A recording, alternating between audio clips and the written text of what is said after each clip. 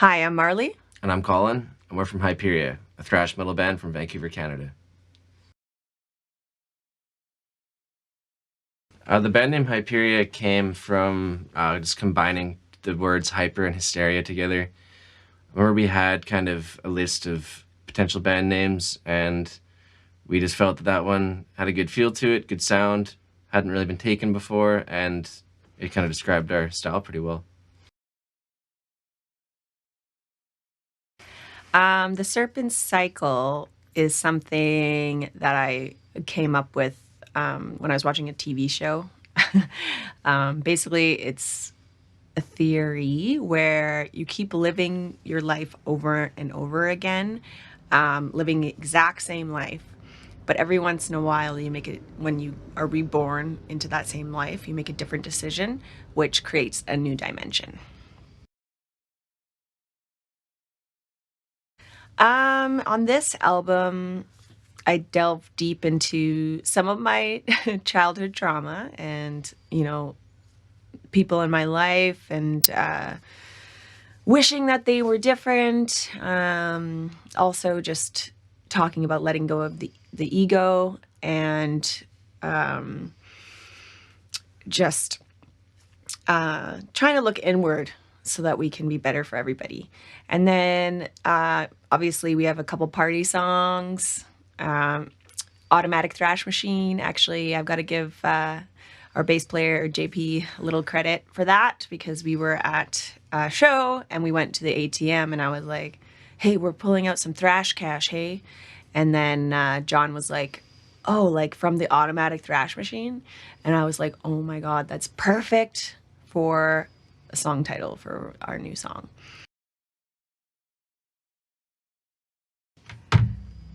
The album cover, uh, we got my friend Caitlin to do it, Caitlin Delaplace, and she was really, really awesome to work with.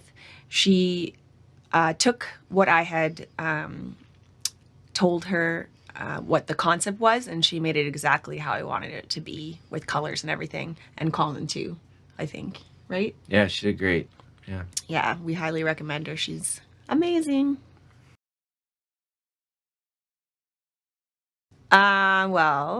If that means outside of, music, what do I do? I'm an auto underwriter for insurance, which basically means I decide whether or not I'm going to insure people. I look at their history and, calculate the premium and, write policies as well. And I work in post-production sound for film and series.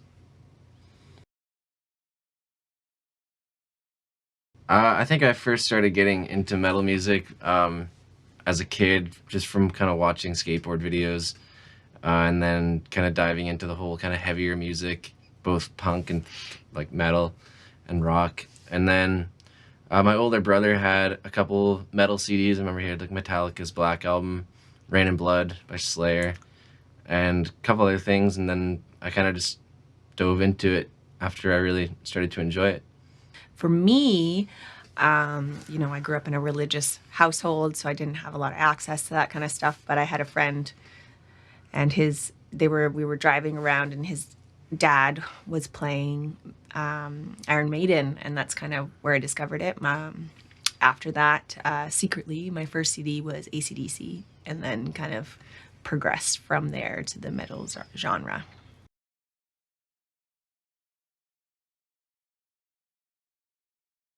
I think every musician comes across similar obstacles. You're always going to deal with kind of defeat and people not caring about your music, and kind of, in the end, just wondering if everything is worth it.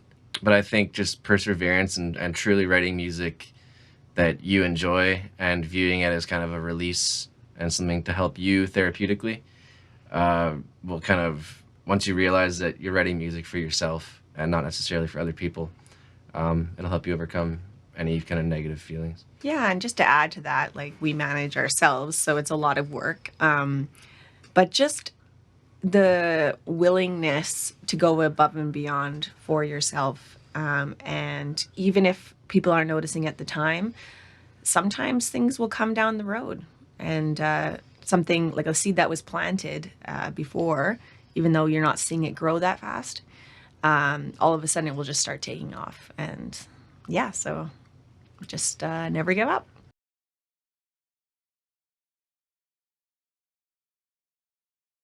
I would say I really like this Norwegian musician. Her name is Aurora. I would love to work with her.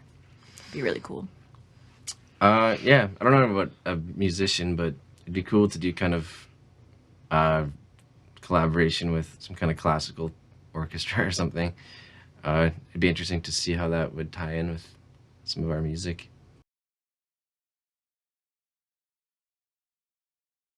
I would say it definitely has progressed quite a bit. If you look back at like bands from when metal first kind of came with bands like Black Sabbath or even Led Zeppelin, it was totally different. Like back then, that was the heaviest stuff ever, and now it's considered radio rock.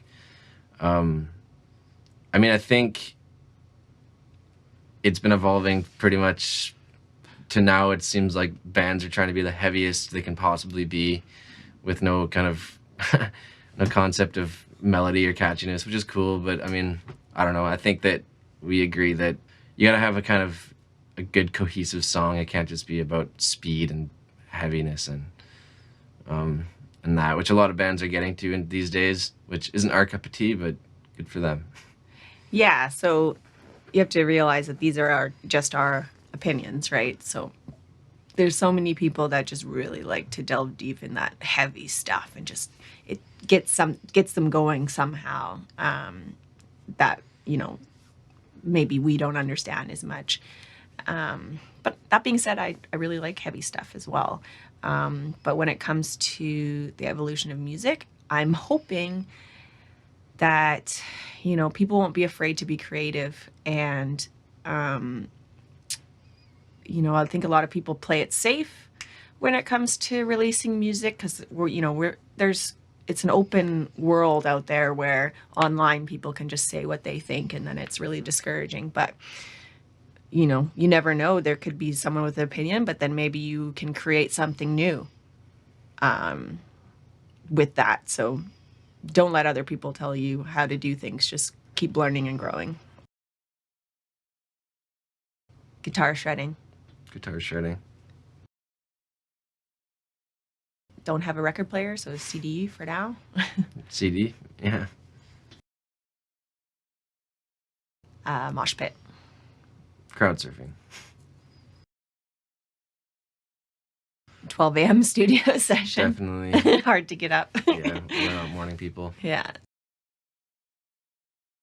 I wouldn't say it's guilty, but I've got like a lot of softer stuff. There's a band called Auri from Finland that I've been really into. You love Lily Allen. Sorry to spill the beans. Yes, But she's good too. he loves Lily Allen. And then, I mean, I like her too. I probably have a lot of guilty pleasure songs. This fellow named Sam Sparrow. Check him out. Yeah, future plans for us, we're focusing on just trying to book as many shows as we can across the planet. We're working hard to try and make some European tours happen, some North American, especially down in the States, tours, festivals, that kind of thing. And just kind of focus on riding off the new album with our new band lineup and just kind of taking it as far as we can. Hopefully see you guys on the road somewhere, and thank you for checking us out and supporting us, and we'll catch you later. Keep thrashing.